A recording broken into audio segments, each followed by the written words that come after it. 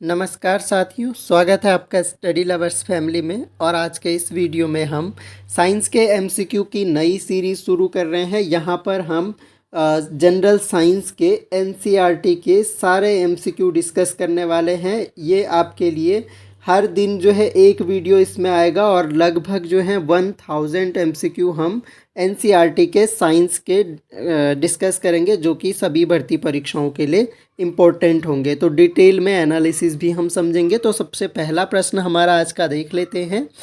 सबसे पहला प्रश्न हमारे पास है, बेरियम सल्फेट की पानी में कम घुलनशीलता किसके कारण होती है? बेरियम सल्फेट जो है पानी में कम घुलता है, क्या रीजन है इसमें से? उच्च जालक ऊर्जा है, विनियोजन ऊर्जा है, निम्न जालक ऊर्जा है, या फिर आयनी बंध है?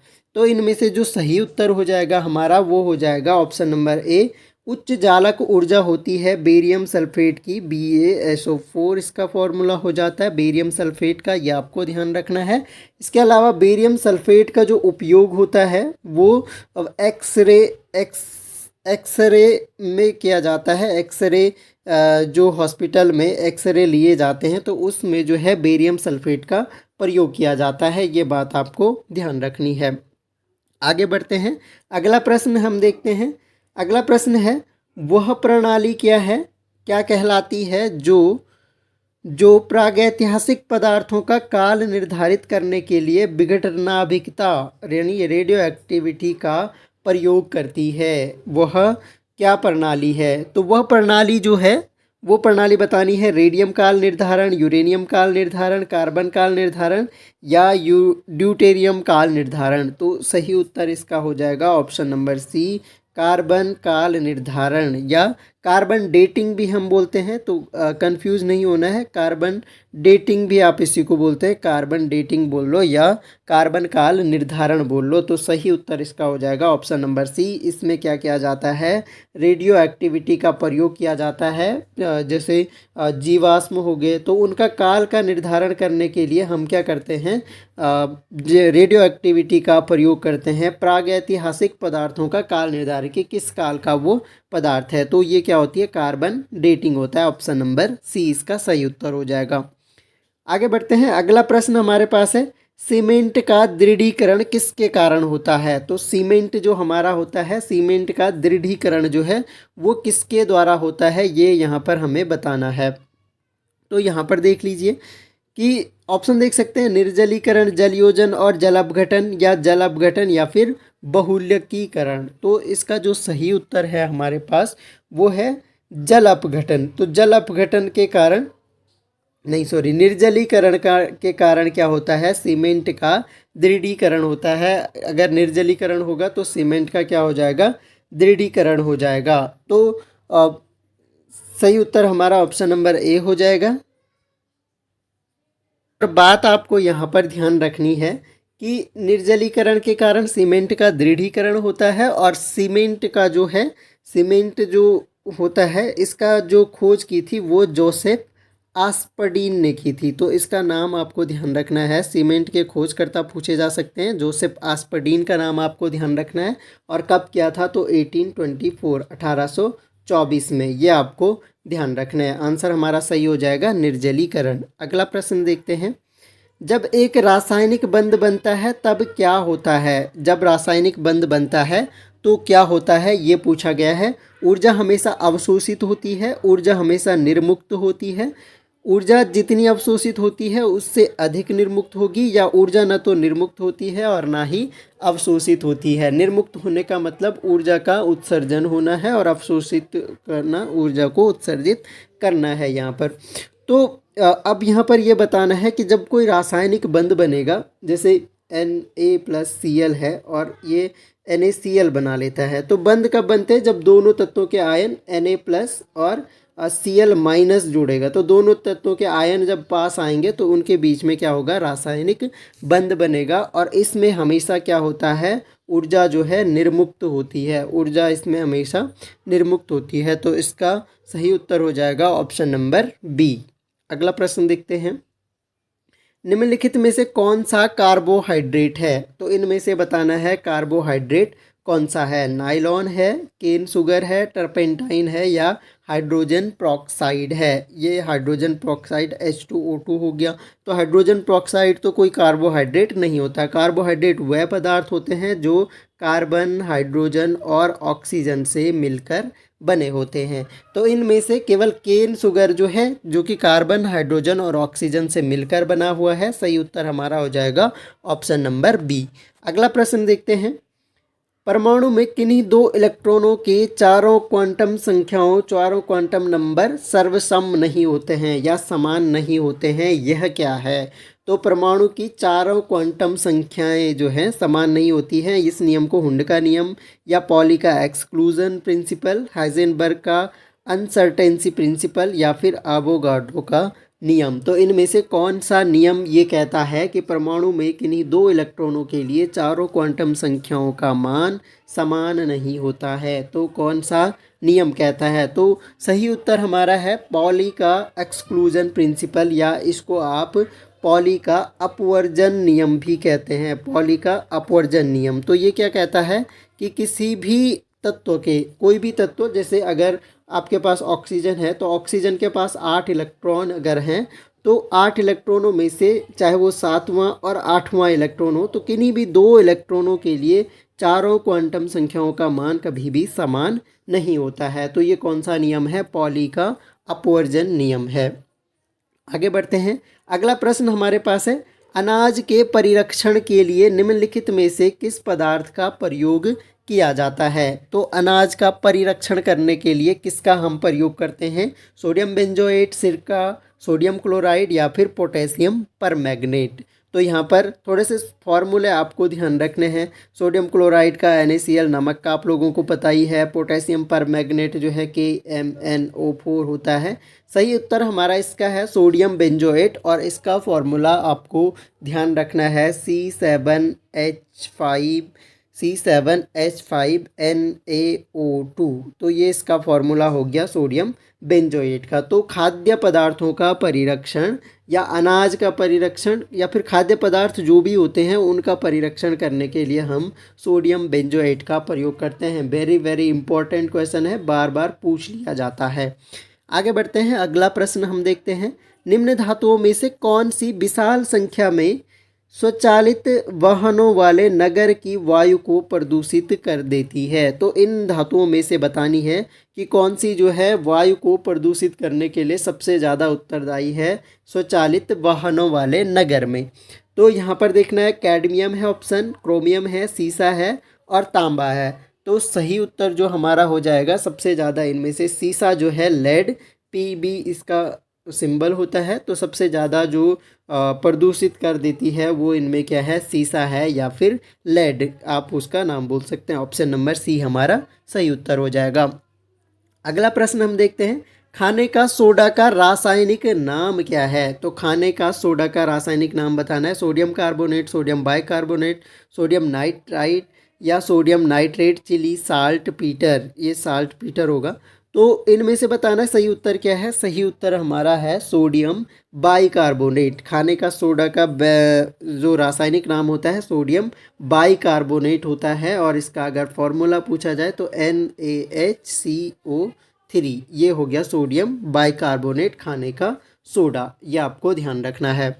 अगला प्रश्न हम देखते हैं यहाँ पर, परमाणु पाइल का प्रयोग कहाँ होता है? परमाणु पाइल का प्रयोग बताना है कि इनमें से कहाँ पर परमाणु पाइल का प्रयोग किया जाता है? एक्स किरणों के उत्पादन में, नाभिकीय विखंडन के प्रचलन में, या ताप नाभिकीय संलयन के प्रचलन में, या फिर परमाणु त्वरण में? सही उत्तर हमारा इसका हो जाएगा ऑप्शन नंबर सी, ताप नाभिकीय संलयन के प्रचालन में जो है परमाणु पाइल का प्रयोग किया जाता है। तो सही उत्तर हमारा हो जाएगा ऑप्शन नंबर सी। अगला प्रश्न देखते हैं, कपड़े से जंग के धब्बे हटाने के लिए प्रयोग किया जाता है मिट्टी का तेल, चूना, ऑक्जेलिक अम्ल का घोल या फिर पेट्रोल? सही उत्तर हमारा हो जाएगा ऑक्जेलिक अम्ल के घोल का प्रयोग करते हैं। कपड़े के से जंग के धब्बे हटाने के लिए क्या करते हैं? ऑक्जेलिक एसिड का जो घोल होता है उसका प्रयोग किया जाता है। तो ऑप्शन नंबर सी इसका सही उत्तर हो जाएगा। अगला प्रश्न देखिए, धातुएं सुचालक होती हैं क्योंकि उनमें मुक्त इलेक्ट्रॉन होते हैं, उनके अणु एक दूसरे से सटे होते हैं, उनके अणु मुक्त रूप से टकराते रहते हैं, या उनका पृष्ठ परावर्ती होता है। सही उत्तर इसका हो जाएगा उनमें क्या होते हैं, मुक्त इलेक्ट्रॉन होते हैं। तो धातुएं हमेशा कौन सी होती है, धातुएं वो हैं जो इलेक्ट्रॉन त्याग करती हैं। तो जिनके पास अपना अष्टक पूरा होने के अलावा अतिरिक्त इलेक्ट्रॉन होते हैं और इलेक्ट्रॉनों को आसानी से त्याग सकते हैं, तो वो क्या होती हैं, धातुएं होती हैं। उदाहरण के लिए आप सोडियम को देख सकते हैं, सोडियम के पास कुल 11 इलेक्ट्रॉन है, 2, 8 और 1। तो इनका इसका अष्टक जो है अपूर्ण है, एक अंतिम कोष में एक इलेक्ट्रॉन होता है ये इस एक इलेक्ट्रॉन को आसानी से त्याग सकता है। तो Na+ आयन ये जो है आसानी से बना देता है। जब एक इलेक्ट्रॉन दान करेगा तो क्या करेगा, Na+। तो जो भी तत्व जो हैं अपना इलेक्ट्रॉन त्याग देते हैं या आसानी से त्याग सकते हैं, वो सब धातुएं होती हैं। और धातुओं में आपको ध्यान रखना है कि चांदी जो है हमारा वो विद्युत और ऊष्मा का सर्वोत्तम चालक होता है, और चालक होने का कारण यही है क्योंकि मुक्त इलेक्ट्रॉन होते हैं। तो कोई भी पदार्थ जो है सुचालक होती है क्योंकि उनमें क्या होते हैं, मुक्त इलेक्ट्रॉन होते हैं। तो चांदी जो है, चांदी में मुक्त इलेक्ट्रॉन होते हैं, इस वजह से चांदी क्या है, विद्युत एवं ऊष्मा दोनों का ही सर्वोत्तम अगर चालक पूछा जाए तो वो आप क्या बताएंगे, चांदी बताएंगे। और धातुओं में अगर भी अरेंज करने को दे देता है तो लेड जो होता है, शीशा जो होता है, Pb या लेड जो हमने अभी डिस्कस किया था ऊपर, तो ये सबसे कम चालक होता है। तो ये आपको ध्यान रखनी है, चांदी सर्वोत्तम चालक हो गया, Pb लेड जो है वो कम चालक होता है। अगला प्रश्न देखते हैं, निम्नलिखित में से कौन सी गैस मृदु पेयों में दाब में मौजूद रहती है। तो मृदु पेय यानी जो सॉफ्ट ड्रिंक्स हमारी होती हैं, तो उनमें जो है कौन सी गैस घुली रहती है, ऑक्सीजन, नाइट्रोजन, कार्बन डाइऑक्साइड या फिर नाइट्रस ऑक्साइड। तो आसान सा सवाल है, सही उत्तर हमारा हो जाएगा कार्बन डाइऑक्साइड जो है। मृदु पेय जो भी आप कोल्ड ड्रिंक्स वगैरह पीते हैं तो उनमें कार्बन डाइऑक्साइड गैस जो है घुली रहती है। आगे बढ़ते हैं, अगला प्रश्न हम देखते हैं, निम्नलिखित में से वह पदार्थ कौन सा है जिसका तरल स्थिति से ठोस स्थिति तक पहुंचने पर विस्तार नहीं होता है। जो तरल स्थिति से यानी लिक्विड स्टेट से जो सॉलिड स्टेट में पहुंचेगा उस पदार्थ का विस्तार नहीं होता है। जल है, ढलवां लोहा है, एल्यूमिनियम है या फिर मुद्रण धातु है। सही उत्तर इसका ऑप्शन नंबर डी हो जाएगा। मुद्रण धातु ऐसी धातुएं हैं जो लिक्विड स्टेट से सॉलिड स्टेट तक पहुंचने में उनका विस्तार नहीं होता है। तो ऑप्शन नंबर डी हमारा इसका सही उत्तर हो जाएगा। अगला प्रश्न हम देखते हैं, अगला प्रश्न है, हार्ट प्रेशरों में प्रयुक्त विघटनाभिक यानी रेडियो एक्टिव क्या होता है। तो हार्ट प्रेशरों में कौन सा रेडियो एक्टिव प्रयोग किया जाता है, यूरेनियम, ड्यूटेरियम, प्लूटोनियम या फिर रेडियम। तो सही उत्तर इसका हो जाएगा ऑप्शन नंबर ए सही उत्तर हो जाएगा। यूरेनियम को जो है प्रयोग किया जाता है हार्ट प्रेशरों में। अगला प्रश्न हम देखते हैं, नाभिकीय विखंडन द्वारा बिजली उत्पादन के लिए नाभिकीय रिएक्टर में सामान्यतः प्रयोग किए जाने वाले तत्वों को कहा जाता है। तो नाभिकीय विखंडन से जब बिजली उत्पादन होता है तो जो नाभिकीय रिएक्टर में प्रयोग किया जाता है इनमें से क्या, रेडियम 235, प्लूटोनियम, यूरेनियम या ड्यूटेरियम। तो सही उत्तर इसका भी यूरेनियम हो जाएगा, ऑप्शन नंबर सी इसका सही उत्तर हो जाएगा।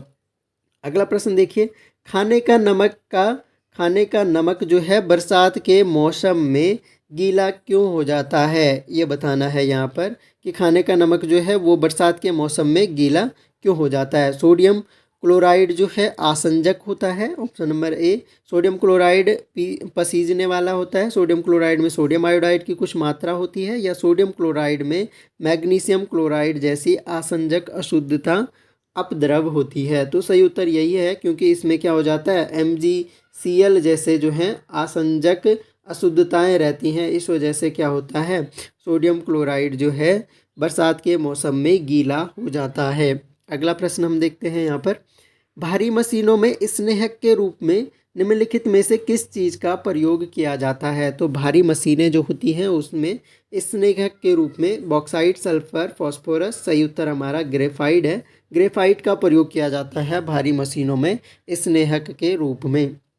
अगला प्रश्न देखिए, शुष्क सेल में एनोड क्या होता है। तो किसी भी सेल में दो साइड होती हैं, एनोड और कैथोड। तो एक एनोड होता है, एक कैथोड होता है। तो एनोड का जो एक तरह से पात्र होगा या बर्तन होगा उसमें एक छड़ लगी होगी, ऐसे ही कैथोड की भी एक छड़ लगी होगी। तो एनोड जो इनमें से होता है तांबा, जस्ता, भान, कैडमियम या फिर ग्रेफाइट। तो सही उत्तर हमारा हो जाएगा ग्रेफाइट की जो छड़ होती है उसे जो है एनोड बनाया जाता है। और कैथोड जो है वो क्या करते हैं, कॉपर तांबे की छड़ को हम कैथोड बनाते हैं ताकि उसमें जो है विद्युत रासायनिक ऊर्जा को विद्युत ऊर्जा में बदला जा सके। तो सही उत्तर हमारा हो जाएगा ऑप्शन नंबर डी, ग्रेफाइट। अगला प्रश्न देखते हैं। सामान्य लवण को आयोडित करने के लिए निम्नलिखित में से किसका प्रयोग किया जाता है। तो आयोडित करने का मतलब ये है कि सामान्य नमक को आयोडीन युक्त नमक बनाना है तो किसका प्रयोग, आयोडीन युक्त बहुत वेरी इंपॉर्टेंट क्वेश्चन है कि आयोडीन नमक बनाने के लिए इनमें से कौन से रसायन का प्रयोग किया जाता है। Potassium iodide, iodine, potassium iodate या सोडियम आयोडाइड। सही उत्तर इसका है ऑप्शन नंबर ए, पोटेशियम आयोडाइड का प्रयोग किया जाता है। पोटेशियम आयोडाइड के आई, तो पोटेशियम आयोडाइड का प्रयोग किया जाता है इसको सामान्य लवण को आयोडित करने के लिए, यानी सामान्य जो लवण होगा उसको आयोडीन युक्त बनाने के लिए हम क्या करते हैं, पोटेशियम आयोडाइड का प्रयोग करते हैं। तो ये हमारे थे कुछ इम्पोर्टेंट क्वेश्चन। तो केमिस्ट्री के कुछ इम्पोर्टेंट क्वेश्चन हमने यहाँ पर डिस्कस करें और ऐसे ही हम जो है इस सीरीज़ को कंटिन्यू करेंगे। डेली आपके लिए जो है 20 to 25 MCQ जो है जनरल साइंस के NCERT के वेरी इंपॉर्टेंट MCQ आपको मिलेंगे। तो ये फर्स्ट पार्ट था। आपको यह वीडियो कैसा लगा कमेंट बॉक्स में ज़रूर बताएं ताकि हम इस सीरीज़ को आगे कंटिन्यू रख सकें। तो आशा करता हूँ आप लोगों को पसंद आया होगा। पसंद आता है तो लाइक शेयर ज़रूर करें। बाकी thanks a lot for listening. मिलेंगे नेक्स्ट वीडियो में, तब तक के लिए जय हिंद।